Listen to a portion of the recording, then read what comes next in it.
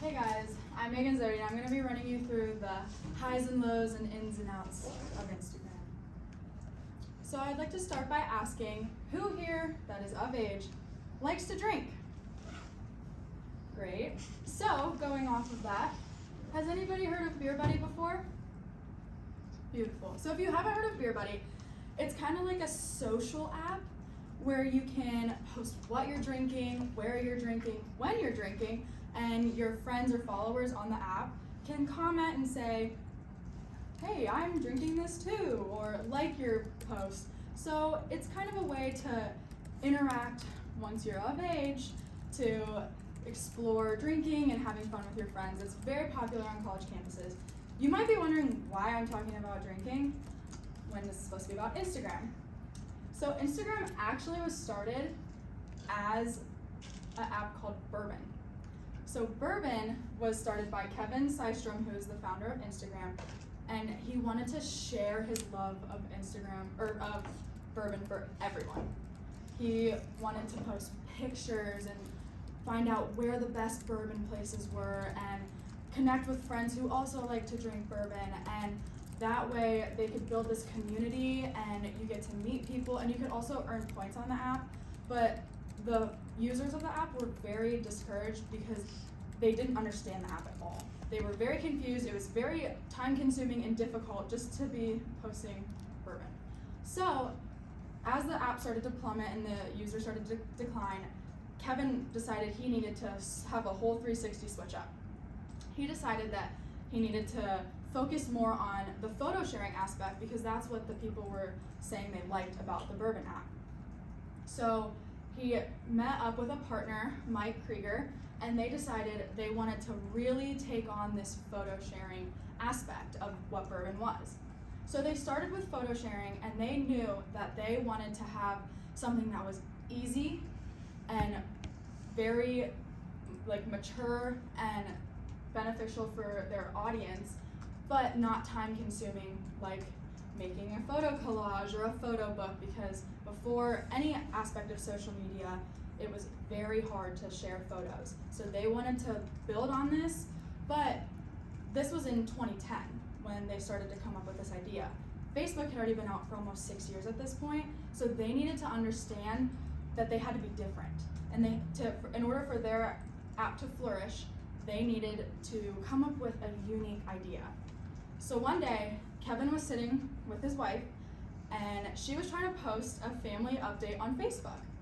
And she was editing on different apps, her pictures, and was like, this is so frustrating. I would love an app that I could edit within the app and post it. So Kevin sat down with Mike and they sorted it out, and they decided, hey, let's put some editing in. So as you can see, demonstrated by my beautiful niece, Carson, there are many different filters that you can use throughout Instagram. So once you find your pictures and select the ones you would like to post, you go on, and the next page is about 20 different filters. You can have a normal, you can change it up, do some black and white, or you can hit the top button and it gives you the ability to change your brightness, contrast, saturation, all of that. You could even change the color to make you look a little more tan, if that's what you're going for if it's the winter.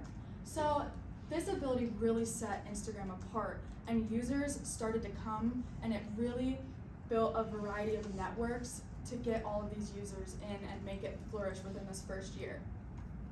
So one way that users were captured was through high school age. They really wanted to explore how they could get this into high school, middle school, but also reach the older population. So these data, they were taken from Statistica, and it kind of shows how in 2022, this is recent, that 18 to 24 and 25 to 34 are their main age range right now for Instagram users, which kind of stood out to me at first, but the people who are using it in these age range were the ones who just got phones or were in high school or starting college right when Instagram came out. So this was the new upcoming thing that was put out there. So I think that they really wanted to grasp that and use it, and they've continued to use it. Whereas what was surprising to me was the 13 to 17 range is not as high as I expected it to be, but I think this is because Be Real and other newer apps are coming out that are attracting the younger population. Also, if you look, the blue is female and the orangish red is male. There are more males who use it, but it is pretty close to 50-50.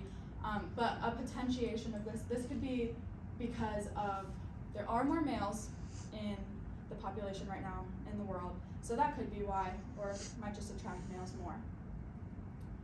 So going to the revenue of Instagram, Instagram makes money through these pesky little advertisements that pop up all over when you're scrolling. So Instagram has it set for about every 5 to 10 posts right now is an advertisement. They like to figure out what you like to look at, and if you spend more time looking at a certain app, they'll keep putting that on your page so that you can potentially scroll, and that's how they're going to make money. So they're going to make money from the companies who buy these advertising slots, and they make a cut from that, obviously. So that's one of the main ways. Another main way of revenue, which also is a great benefit, is influencers. So influencers today, Instagram doesn't give them money. They make money from the company. I'd like to clarify that. So the company that they're endorsing or sponsoring pays the influencer, but Instagram can sometimes make a cut if it's a well-known influencer, or if they find influencers who are actually posting just Instagram advertisement. Does anybody know who this famous influencer is? Addison Rae, yeah. So Addison Rae in 2021 was one of the most high-paid influencers just on Instagram alone. There was conflicting data on how much she actually got paid because a lot of it was including her TikTok and every other thing, but she was one of the highest paid influencers that isn't like a sports or come from a different background. So this is a pro for Instagram because it provides a job market that wasn't always there. If you start to post brands and endorsing, you can build this network, and Instagram is just kind of like, it created and cultivated a place for influencers to put all of their pictures and information on. Another benefit is that you can continue to connect with your friends, whether they're from your hometown. I'm from about 3 hours away, so I don't really get to see my friends a lot. But for me to be able to just slide through Instagram and see their posts and comment, hey, miss you, this is really great, saves a lot of time, because in order to connect with your friends, you have to block off a time to either call or like text back and forth, but it's kind of just disconnected. So this way you can stay up to date with what they're doing without having to have a long conversation. You can also connect with your friend or your family, but I feel like Instagram is more of a friends connectivity for the population we're in now. So while there are many pros, Instagram is a very, very scrolling, deep diving place. You just get stuck into it. There's a lot of different advertisements that get put on, and Instagram actually continues to put things that interest you on your page so that you keep scrolling, because the more you scroll, the more ads you see, the more they're going to end up making because of the cuts of advertisements. So they want you to stay on and continue to scroll and deep dive in. So, next slide is a little intense, I just want to warn you guys. So this is on my Instagram every day. I scroll through and then I'm like, oh, okay, I'm done. Next picture is a video of a puppy. I'm a sucker for chocolate lab puppies. I have one at home, and my phone must know, and Instagram must know, and it's a way that it keeps me on. So every single person has a connection that Instagram knows, and they connect to you and they put it on there so you keep scrolling. Every time it's about 5 to 10 posts, you'll get something that interests you and that might keep you on there for a split second, and they realize that. And there's actually an algorithm that they've come up with that shows how they keep you pulled in. And there also are new updates within the 2022 that are keeping viewers to stay on. It's time to unpack the greatest mystery in the history of social media: the Instagram algorithm. Too much? Okay, let's bring it back. These days, it feels like the Instagram algorithm is changing by the minute. There's a lot going on, so today we're breaking down all of the new Instagram algorithm changes in 2022. Spooky. Okay, I'm done.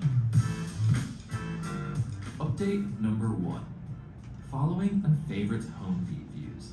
After months of Instagram users complaining about being fed old content at the top of their homepages, the chronological Instagram feed made a shiny comeback with the introduction of 2 new chronological feed experiences, the following and favorites feed. So, what's the difference between the two? The following feed is a throwback to the OG days of Instagram, where posts from people you follow show up in chronological order. Essentially, if you follow someone, you'll see their content. The favorites view allows users to see content of up to 50 accounts of their choosing, still in chronological order. Think of it like the close friends feature on stories, but for your in-feed content. If you don't select one of these views, you'll still find yourself in the new era of Instagram's default homepage, which is non-chronological with ranked and personalized content. So, if you like discovering new content, or if you're a small business or brand trying to keep up with the social media trends, we recommend sticking to the default homepage. To toggle between these feed views, simply tap on the word Instagram in the top left corner of your homepage to choose what you see. Update number 2. Increase of recommended content in the default home feed view. Like I mentioned, the default home feed view on Instagram is where you'll find content of people you don't follow sprinkled throughout your feed. With Instagram's latest algorithm update, this kind of content is definitely something we're going to see more and more of. It's all part of Instagram's strategy to get more creators discovered and to keep you on the app longer by showing you content that you'll find relevant and interesting. Plus, it's no secret that the algorithm is favoring Instagram Reels over just about everything right now. But don't take it from me, take it from the head of Instagram, Adam Mosseri himself. That said, I need to be honest. I do believe that more and more of Instagram is going to become video over time. So, if you're really looking to get on the Instagram algorithm's good side, we suggest getting to know the Reels specific algorithm. Lucky for you, we've got a blog for that. Alright, so after talking about the algorithms, we kind of have to weigh the pros and cons of having Instagram. Instagram can be a beneficial way to connect with friends and potential family, easily share photos, editing photos, and also being a creative place for job markets. But there are cons. Some have to do with like self-imaging issues and mental health issues that come along with negative comments, and there are different concerns like getting stuck in on your phone. But to be able to keep Instagram to the positive environment that it is, I think that we need to have a healthy and beneficial, mature connection with others on the app, and a balance between the negatives and the positives in order to keep Instagram the happy place that it is intended to be. Thank you.